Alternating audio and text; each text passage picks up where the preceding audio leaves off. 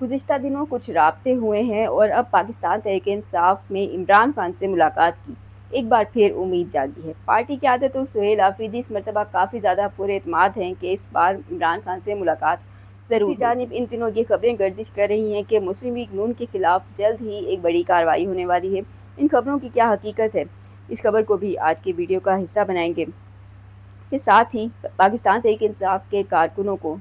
ایک بار پھر احتجاج کی کال دے دی گئی ہے، لیکن اس بار احتجاج کی کال عمران خان کی بہنوں یا سہیل آفریدی نے نہیں بلکہ کسی اور نے دی ہے۔ یہ معاملہ کیا ہے، اس پر بھی بات کریں گے۔ پاکستان تحریک انصاف کے ہی ایک رکن کے خلاف ایک کارروائی کی گئی ہے، اس حوالے سے بھی آج آپ کو آگاہ کریں گے۔ میں ہوں سحرش خان، میرے یوٹیوب چینل پر آپ سب کو خوش آمدید۔ سب سے پہلے اسی حوالے سے بات کر لیتے ہیں جو کہ پاکستان تحریک انصاف کے رہنما کی قومی اسمبلی کی رکنیت معطل کرنے کی کارروائی ہے۔ اقبال آفریدی ہیں یہ، جنہوں نے اسٹاف پر ہاتھ اٹھایا، ڈی جی میڈیا اور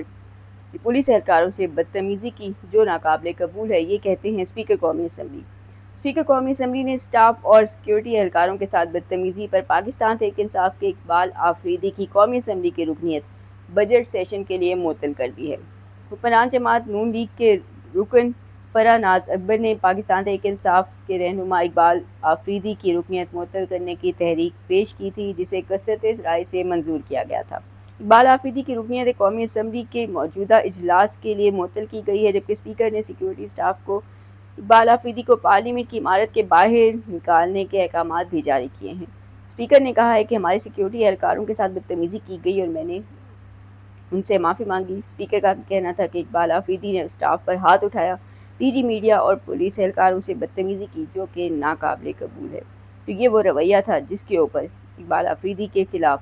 کارروائی دیکھنے میں آئی ہے۔ بجٹ سیشن کے لیے ان کی رکنیت معطل کی گئی ہے۔ دوسری جانب بات کریں نون لیگ کے حوالے سے، تو ان دنوں یہ خبریں گردش کر رہی ہیں، خاص طور پر سہیل ورائش کے کالم کے بعد یہ خبریں بہت زیادہ گردش کر رہی ہیں کہ جلد ہی نون لیگ کے خلاف کوئی بڑی کارروائی ہونے جا رہی ہے۔ خاص طور پہ جولائی کا ذکر کیا ہے سہیل ورائش نے اپنے کالم کے اندر۔ اسی ایک طرف اب جہاں سہیل ورائش لکھ رہے ہیں کہ جولائی تک کا اس ٹائم ہے، جولائی کے بعد اس حکومت کا زوال شروع ہو جائے گا، وہیں اسٹیبلشمنٹ کے قریب سمجھے جانے والے ایک اور اینکر ہیں جن کا بیان سامنے آیا اور وہ کہتے ہیں کہ شہباز شریف خوش قسمت ترین وزیر اعظم ہیں جنہیں اسٹیبلشمنٹ کی بے پناہ سپورٹ حاصل ہے، اور یہ سپورٹ وقت کے ساتھ بڑھتی جا رہی ہے۔ تو نظر آ رہا ہے کہ دو قسم کے بیانیے اس وقت نون لیگ کے حوالے سے اس وقت بنائے جا رہے ہیں۔ تاہم یہ کہنا کہ خوش قسمت ترین وزیر اعظم ہے، اسٹیبلشمنٹ کی بے پناہ سپورٹ حاصل رہی ہے، شاید یہ بات کسی حد تک درست بھی ہے۔ نظر آ رہا ہے کہ اس ماضی میں حکومتوں کو جو مشکلات کا سامنا کرنا پڑا، ایک طرف اسٹیبلشمنٹ کے معاملات بھی ہوتے تھے، پھر اپوزیشن بھی ہوتی تھی، تو موجودہ حکومت شہباز شریف کی حکومت کو یہ تمام تر مشکلات نہیں ہیں۔ اسٹیبلشمنٹ کی بے پناہ سپورٹ حقیقی معنوں میں انہیں حاصل ہے۔ عمران خان جیل میں ہیں، اپوزیشن کا باہر کوئی کردار نظر نہیں آ رہا، کوئی رول نہیں رہے، تو اس صورت کے اندر یقینی طور پر حکومت کے لیے بہت زیادہ سازگار قسم کا ماحول ہے۔ کچھ بھی کرنا چاہے، کوئی بڑا فیصلہ کرنا چاہے، بہت آسانی کے ساتھ کیا جا سکتا ہے، ہر طرف سے حمایت حاصل ہے، لیکن اس کے باوجود کارکردگی صفر ہے۔ اور اب اسی صفر کارکردگی کے ساتھ خاص طور پہ کہا جا رہا ہے کہ جو سہیل ورائش اپنے کالم میں جس قسم کے اشارے دے رہے ہیں کہ معیشت کا پہیہ بظاہر جام نظر آ رہا ہے، تو اس صورتحال کے اندر جولائی کے مہینے میں وہ کہتے ہیں کہ اس حکومت کا زوال شروع ہو جائے گا۔ بظاہر نون لیگ کے ساتھ اسٹیبلشمنٹ کے رویے کے باوجود، بہترین سپورٹ کے باوجود حکومت اس طرح کی کارکردگی نہیں دکھا سکی جو اتنے کہا جاتا ہے کہ اگر اتنی سپورٹ، اتنے سازگار حالات کسی اور وزیر اعظم یا کسی اور حکومت کو ملے ہوتے، کسی اور جماعت کو ملے ہوتے، تو یقینی طور پہ ملک میں شاید بہت زیادہ بہتری ہوتی۔ کئی معاملات ہیں جہاں پہ اب کاروبار کی صورتحال، ملکی معیشت کی صورتحال، ہر صنعت کا کوئی بھی آپ حصہ دیکھ لیں، ملکی معیشت کا پہیہ جام نظر آتا ہے۔ اگر اتنی سپورٹ کسی اور حکومت کو ملتی تو شاید ملک ترقی کر کے کہیں سے کہیں پہنچ جاتا، لیکن کیونکہ یہ نون لیگ تھی تو فی الحال جہاں کھڑے تھے اس سے بھی شاید پیچھے آ چکے ہیں۔ تو بظاہر نظر آ رہا ہے کہ فی الحال سہیل ورائش کی جو خبر ہے جس میں وہ جولائی کے بعد یا جولائی میں حکومت کے خلاف کارروائی کا عندیہ دے رہے ہیں اور کہہ رہے ہیں کہ بڑی کارروائی کوئی ہونے جا رہی ہے، جولائی کے مہینے میں اس حکومت کا زوال شروع ہوگا، بظاہر وہ اس خبر کے اندر نظر آ رہا ہے کہ کوئی نہ کوئی جان تو ہے اور حالات کسی حد تک اسی طرف جا رہے ہیں۔ دوسری جانب تحریک انصاف کے کارکنوں کو ایک مرتبہ پھر احتجاج کی کال دے دی گئی ہے، لیکن دلچسپ صورتحال ہے کیونکہ اس دفعہ احتجاج کی کال عمران خان کی بہنوں نے نہیں دی، سہیل آفریدی نے نہیں دی، بلکہ یہ احتجاج کی کال کسی اور نے دی ہے۔ اپوزیشن اتحاد تحریک تحفظ نے پاکستان کے سربراہ محمود خانچکزئی بھی ایک سوال اٹھا رہے ہیں۔ انہوں نے کہا کہ جس شخص نے امریکہ میں ڈونلڈ ٹرمپ پر گولی چلائی تھی، یقیناً وہاں کے قانون کے مطابق اس کے وکیلوں اور رشتہ داروں کو بھی اس سے ملنے کی اجازت ہوگی، لیکن یہاں عمران خان نے ایسا کیا گناہ کیا ہے کہ نہ ان کے وکیلوں کو ملنے دیا جا رہا ہے، نہ ان کی بہنوں کو۔ بظاہر عمران خان کی سیاسی مقبولیت پہلے سے کئی زیادہ بڑھ چکی ہے۔ عدت اور توشہ خانہ جیسے کیسز بھی ان کی مقبولیت کو کم نہیں کر سکے۔ طویل عرصے سے قید تنہائی اور جیل کی سختیاں برداشت کر رہے ہیں، لیکن اب بھی نہ تو عمران خان ہار ماننے کو تیار ہے اور نہ ہی ان کے ووٹرز اور سپورٹرز ان کا ساتھ چھوڑنے کو تیار ہیں۔ دوسری طرف اب احتجاج کی کال ایک مرتبہ پھر جو دی گئی ہے، یہ اس مرتبہ مراد سعید کی جانب سے ہے اور گلگت بلتستان اور آزاد کشمیر کی صورتحال پر ان کی جانب سے طویل عرصے کے بعد ایک بیان سامنے آیا ہے۔ کہتے ہیں کہ موجودہ قیادت کی طرف تنقید کا نشانہ بھی بنا رہے ہیں اور ساتھ ہی اپنے کارکنان کو احتجاج کی کال بھی دے رہے ہیں، اور تاریخ دی ہے 13 جون 2026 ہفتے کو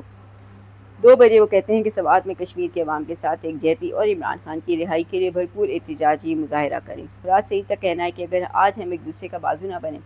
تو ہمیں ایک ایک کر کسی طرح نشانہ بنایا جائے گا۔ گزشتہ دنوں کچھ اہم رابطے بھی ہوئے ہیں، جن کے بعد اب پاکستان تحریک انصاف کے ایک مرتبہ پھر عمران خان سے ملاقات کی امید جاگی ہے۔ اس مرتبہ پارٹی قیادت اور سہیل آفریدی کافی زیادہ پر اعتماد دکھائی دے رہے ہیں۔ انہیں یقین ہے کہ اس مرتبہ ملاقات کروانا حکومت کی مجبوری بن چکی ہے۔ ہم گزشتہ روز ہی ایک طرف جہاں سپریم کورٹ کی طرف سے عمران خان کے حق میں ایک بڑا فیصلہ آیا، وہیں ساتھ ہی پارٹی قیادت کے اندر عمران خان سے ملاقات کی بھی ایک امید جاگی۔ پارٹی ذرائع کے مطابق اس وقت حالات کچھ مثبت انداز میں چلتے ہوئے دیکھے جا رہے ہیں، کچھ اہم رابطے بھی چل رہے ہیں جن کے آگے کچھ مثبت نتائج جلد ہی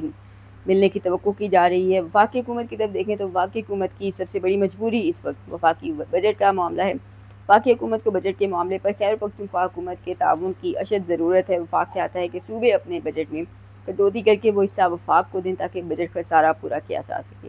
سندھ اور پنجاب پہلے ہی راضی ہو چکے ہیں، خیبر پختونخوا پیچھے رہ گیا، جس سے ایک شرط رکھ دی کہ جب تک عمران خان اس کی منظوری نہیں دیتے تب تک صوبائی حکومت تعاون نہیں کرے گی۔ بظاہر نظر آ رہا ہے کہ سیاسی قیادت مشاورت کے بغیر صاف واضح کر چکی ہے کہ عمران خان کی مشاورت کے بغیر اتنا بڑا فیصلہ نہیں کیا جا سکتا، اور اسی لیے اب یہ مطالبہ سامنے رکھا گیا ہے عمران خان سے پہلے ملاقات کروائی جائے، پھر بجٹ کے معاملات کو آگے بڑھایا جائے گا، چاہے وہ صوبے کے فنڈز کی کٹوتی ہو یا جو بھی، پہلے عمران خان سے مشاورت ضروری ہے۔ اب اسی معاملے کے اوپر وزیر اعظم نے پارٹی ذرائع کے مطابق کہا کہ پہلے وہ مشاورت کر کے آگاہ کریں گے۔ بظاہر اب گزشتہ روز پاکستان تحریک انصاف کی مشترکہ پارلیمانی کمیٹی کا ایک اہم اجلاس بھی ہوا ہے۔ پی ٹی آئی کے اجلاس میں یہ تجویز آئی کہ کیوں نہ بجٹ سیشن کا مکمل بائیکاٹ کیا جائے، لیکن پھر چونکہ وفاق کے ساتھ کچھ رابطے بھی ہیں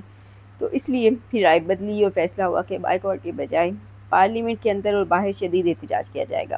وفاق کو صوبائی حکومت کا تعاون چاہیے اور صوبے کو عمران خان سے ملاقات کرنی ہے، تو اس سودے بازی کے اندر بظاہر وقت تو کم ہے، لیکن پاکستان تحریک انصاف بظاہر خوش نظر آتی ہے۔ قیادت کو امید ہے کہ بھی موجودہ صورتحال سے نکلنے کے لیے وفاقی حکومت عمران خان سے ملاقات کا راستہ نکالے گی۔ پی ٹی آئی رہنماؤں کا کہنا ہے کہ حکومت ہر بار کی طرح اس بار بھی شاید آخر میں مکر جائے اپنا کام کروانے کے بعد۔ عمران خان کو دیکھیں تو گزشتہ 7 ماہ سے زائد عرصہ ہو گیا ہے، طویل قید تنہائی میں ہے، اور ماضی میں ایسی قید تنہائی کسی سیاسی رہنما کے لیے نہیں دیکھی گئی۔ ظاہر نہ فیملی، نہ وکلا، نہ کسی سیاسی رہنما سے اندر ملنے کی اجازت ہے۔ بشرا بی بی سے بھی محض آدھے گھنٹے کی ایک ملاقات ہوتی ہے، تو بظاہر نظر آ رہا ہے کہ عمران خان کے حوالے سے فی الحال صورتحال اگرچہ زمینی کا حقائق کے مطابق تو بدلتی ہوئی نظر نہیں آ رہی، لیکن کیونکہ اب وفاق کی حکومت بجٹ کے معاملات میں پھنس چکی ہے تو اس صورتحال کے اندر ضرور عمران خان سے ملاقات کا کوئی راستہ نکل سکتا ہے۔ دوسری جانب اسی اجلاس کے اندر بیرسٹر گوہر نے واضح طور پہ صاف لفظوں میں کہا ہے کہ یہ میٹنگ ہماری 1 پوائنٹ ایجنڈے پر تھی جو 4.5 گھنٹے جاری رہی۔ بیرسٹر گوہر مزید کہتے ہیں ہمارا ایک ہی سادہ سا مطالبہ ہے کہ عمران خان کا علاج ان تک رسائی، فیملی اور بچوں سے بات چیت اور ڈاکٹرز کی رسائی، اس بات پر کبھی کوئی سمجھوتا نہیں ہو سکتا۔ ساتھ ہی وہ کہتے ہیں کہ اکتوبر سے لے کر اب تک ان کے بچوں نے ان سے فون پر بھی بات نہیں کی، اور ساتھ ہی یہ بھی کہہ رہے ہیں کہ اس بار ہم نے فیصلہ کیا کہ اس بجٹ کے تمام سیشنز میں ہم اسمبلی کے اندر اور باہر بھرپور احتجاج کریں گے، روزانہ کی بنیاد پر عمران خان کی رہائی کا مطالبہ دہرائیں گے۔ دوسری جانب اپوزیشن لیڈر محمود خانچکزئی کہتے ہیں کہ دنیا میں جہاں کہیں بھی بدترین مجرم یا ٹرمپ پر گولی چلانے والا بھی قیدی ہو، اس کے وکیل اور رشتہ داروں پر ملاقات کی پابندی عائد نہیں ہوتی، لیکن یہاں ایک سابق وزیر اعظم جیل میں ہے اگر گوہر صاحب بظاہر یا پھر علامہ راجہ ناصر عباس اور محمود خان چکزئی، عمران خان کی بہنیں بظاہر ان سے ملنے چلے جائیں تو پھر کیا آسمان گر جائے گا؟ ساتھ ہی وہ کہتے ہیں کہ شہباز شریف چاہتے ہیں کہ سیاسی پریشر کم ہو تو عمران خان تک رسائی دیں۔ محمود خان چکزئی مزید یہ کہتے ہیں کہ میں تحریک انصاف کی غیر مشروط حمایت کرتا ہوں، ہم جمہوری احتجاج کریں گے، کوئی پتھراؤ نہیں کریں گے، لیکن اسپیکر صاحب کو بھی چاہیے کہ وہ ہاؤس کے کسٹوڈین بنے، ممبران کو جیلوں میں بھیجنے والے نہ بنے، ورنہ